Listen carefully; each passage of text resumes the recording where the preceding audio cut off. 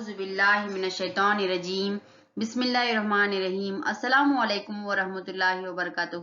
پیارے بچوں، پھر سے میں آپ کا استقبال کرتی ہوں digital social science YouTube channel پر۔ Myself am Rukhsana, assistant teacher of Ghalib high school بیلری۔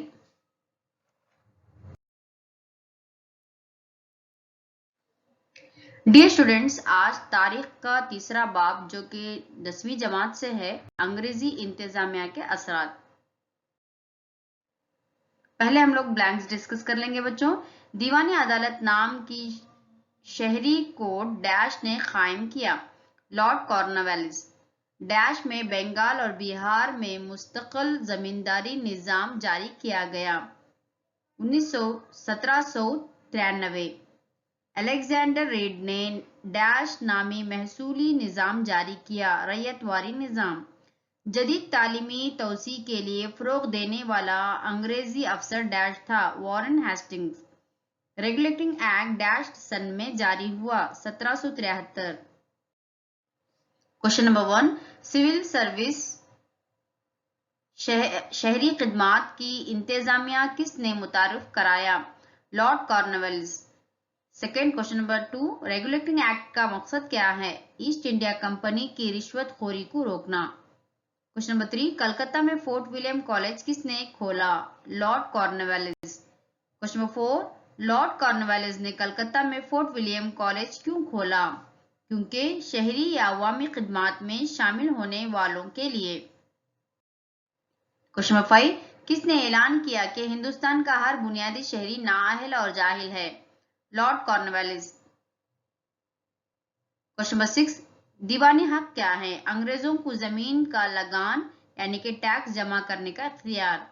Question number 7، دیوانی عدالت اور فوجداری عدالت سے کیا مراد ہے؟ دیوانی عدالت یعنی عوامی عدالت ہے اور ایک فوجداری عدالت یعنی جرائمی عدالت ہے۔ کوشچن نمبر 8، ہندوستان میں پہلی بار مؤثر پولیس نظام کس نے نافذ کیا؟ لارڈ کارنوالیس۔ کوشچن نمبر 9، کوتوال کا بنیادی فرض کیا ہے؟ کوتوال کو گاؤں کی سطح پر چوروں، جرائم اور دیگر قانون کے خلاف ورزیوں کے لیے جوابدہ بنایا گیا تھا۔ کوشچن نمبر 10، مستقل زمینداری نظام کیا ہے؟ لارڈ کارنوالیس نے بنگال اور بہار کے علاقوں میں سالانہ مقرر کردہ لگان کو وصول کرنے کے لیے جدید لگان کا طریقہ قائم کیا، وہی مستقل زمینداری نظام کہا جاتا ہے۔ کوشچن نمبر 11، ہندوستانی کسان قرض میں پیدا ہوتا ہے، قرض میں جیتا ہے اور قرض میں مر جاتا ہے، یہ بیان کس نے دیا؟ چارلس میٹکاف۔ کوشچن نمبر 12، محل کیا ہے؟ محل کا مطلب تعلقہ ہے۔ محلواری نظام کس نے نافذ کیا؟ آر ایم برٹ اور جیمز تھامسن۔ کوشچن نمبر 14، ریت واری نظام کو پہلی بار کس نے اور کہاں نافذ کیا گیا تھا؟ کوشچن نمبر 14، ریت واری نظام کو پہلی بار کس نے اور کہاں نافذ کیا گیا تھا؟ 12 محل کے علاقوں میں الیگزینڈر ریڈ نے۔ کوشچن نمبر 15، مدراس اور میسور کے علاقوں میں ریت واری نظام کس نے نافذ کیا؟ Thomas Munro. Question number 16، Hindustan میں جدید تعلیم کی توسیع کو کس نے آسان بنایا؟ Warren Hastings. Question number 17، Calcutta مدرسہ کا آغاز کس نے کیا؟ Warren Hastings. Question number 18، Banaras میں سنسکرت کالج کس نے شروع کیا؟ Jonathan Duncan. Question number 19، Hindustan میں برطانوی تعلیم کی افاقیت کے لیے کس نے دباؤ ڈالا؟ Charles grant. کوشچن نمبر 20، تعلیم سے متعلق کمیٹی کا صدر کس کو مقرر کیا گیا؟ میکالے۔ کوشچن نمبر 21، کلکتہ، بمبئی اور مدراس میں یونیورسٹیاں کس نے قائم کی؟ Governor general lord Dalhousie. Question number 22، regulating act کب نافذ کیا گیا؟ 1773۔ ایسٹ انڈیا کمپنی میں رشوت پر کس نے تنقید کی؟ ایڈمنڈ برگ۔ کوشچن نمبر 24، کس ایکٹ کے تحت کلکتہ میں سپریم کورٹ قائم کیا گیا تھا؟ ریگولیٹنگ ایکٹ کے مطابق۔ کوشچن نمبر 25، کس قانون نے اعلان کیا کہ ہندوستانی اپنے اعلیٰ اقتدار کو انگریزی سیاست کے نام سے حاصل کیے ہیں اور وہ ان کا اپنا حق نہیں؟ جواب: Pitt India act 1784۔ Question number 26، کس قانون نے سرکاری طور پر گرجا گھروں میں داخل ہونے کی اجازت دی؟ Charter act 1813۔ Question number 27، Bengal کے گورنر جنرل کو کس قانون کے تحت گورنر جنرل آف انڈیا نامزد کیا گیا؟ جواب: چارٹر ایکٹ 1833 کے مطابق۔ کس قانون کے مطابق گورنر جنرل کے عہدے کو وائسرائے میں تبدیل کر دیا گیا؟ ہندوستانی سرکاری ایکٹ 1858 کے مطابق 1858۔ کوشچن نمبر 29، ہندوستان کا پہلا وائسرائے کون بنا؟ Lord caning. کوشچن نمبر 30، ہندوستانی پریشد ایکٹ 1909 کا دوسرا نام کیا ہے؟ منٹو مورلے اصلاحی ایکٹ۔ کوشچن نمبر 31، کس ایکٹ نے علیحدہ الیکٹورل کالج تشکیل دیا؟ Indian councils act 1909۔ Question number 32، انگریزوں نے تقسیم کرو اور حکومت کرو کے نظریے سے حکومت کرنے کے لیے کون سا ایکٹ جاری کیا گیا؟ ہندوستانی پریشد ایکٹ 1909۔ کوشچن نمبر 33، کس ایکٹ کو مونٹیگو چمسفورڈ اصلاحات ایکٹ بھی کہا جاتا ہے؟ Indian councils act 1919۔ 34، کس قانون نے ہندوستانی آئین کی تشکیل کی بنیاد کے طور پر کام کیا؟ Indian government act 1935۔ Question number 35، کس ایکٹ نے ریزرو بینک آف انڈیا قائم کیا؟ Indian government act of 1935۔ Question number 36، East India company کے ذریعے ملک میں انگریزوں کی تشکیل کردہ عدلی نظام کو واضح کیجیے۔ دیوانی عدالت عوامی عدالتوں میں ہندوؤں کو ہندو مقصد گرنتھوں اور مسلمانوں کو شریعت کے قوانین پر انصاف دی جاتی تھی۔ فوجداری عدالت عدالتی معاملات میں اسلام مذہب کے قوانین پر عمل کیا گیا تھا۔ کوشچن نمبر 37، انگریزی دور میں پولیس انتظامیہ میں ہوئی اصلاحات کون کون سے ہیں؟ ضلع کے تمام اسٹیشن کو تقسیم کر کے ہر اسٹیشن کو ایک کوتوال، ہر قریہ یا دیہات کو ایک چوکیدار کی زیر نگرانی دیا گیا۔ کوتوال کو دیہاتی سطح پر چوری، ڈکیتی، جرم اور دیگر کو قابو میں رکھنے کی ذمہ داری دی گئی تھی۔ کوشچن نمبر 38، محل واری نظام سے کیا مراد ہے؟ اس کے اہم نکات کیا ہیں؟ محل کا مطلب تعلقہ ہے۔ اتر پردیش، مدھیہ پردیش، پنجاب اور دہلی میں نافذ کیا گیا۔ بڑے بڑے زمیندار اس نظام کا حصہ تھے۔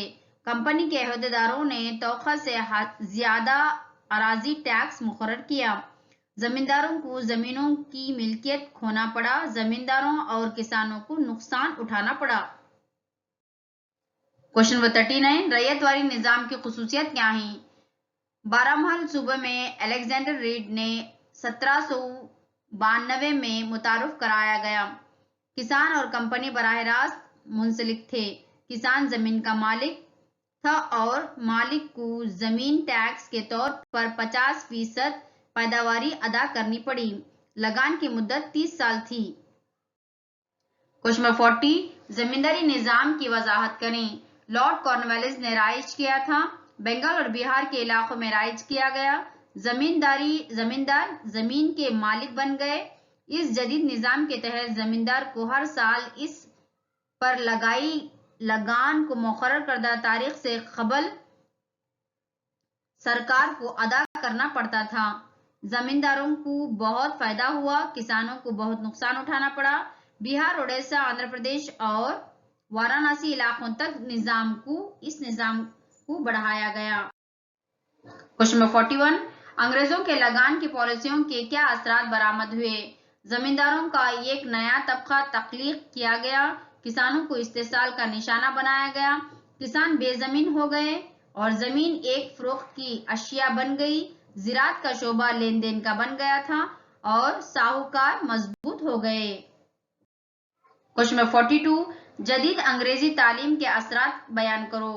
یونیورسٹیاں قائم کی گئیں۔ اسکولوں اور کالجوں کا آغاز ہوا۔ مقامی ادب اور زبانوں نے ترقی کی۔ رسائل شروع ہوئے، انگریزی تعلیم متعارف کرائی گئی، سماجی اور مذہبی اصلاحی تحریکوں کا آغاز ہوا، ہندوستان میں آزادی کی جدوجہد پر اثر ہونے لگا، ہندوستانیوں کو اپنے تہذیب و تمدن سے واقفیت ملی، یہ ایک مثبت غور و فکر کے ساتھ ساتھ جدید اور عقل مندی ذہنوں کو پیدا کرنے لگا۔ کوشچن نمبر 43 ریگولیٹنگ ایکٹ میں کیا پابندیاں عائد کی گئی؟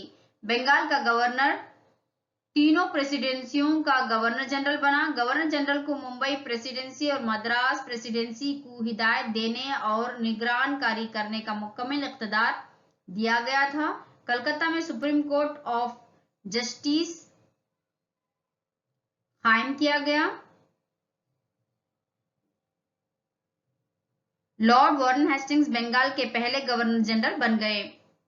کوشچن نمبر 44 1858 سن عیسوی کے ہندوستانی حکومت کے ایکٹ کی اہم خصوصیات کیا ہیں؟ بچوں یہاں پر تھوڑا ٹائپنگ مسٹیک ہے بچوں۔ کوشچن نمبر 44 ہے 1858 کے ہندوستانی حکومت کے ایکٹ کی اہم خصوصیات کیا ہیں؟ جواب ایسٹ انڈیا کمپنی کی منظوری کو رد کر دیا گیا، ہندوستانی اقتدار کو ملکہ کے انتظام کو منتقل کیا گیا، گورنر جنرل کے نام کو مٹا کر وائسرائے کا نیا عہدہ بنایا گیا، لارڈ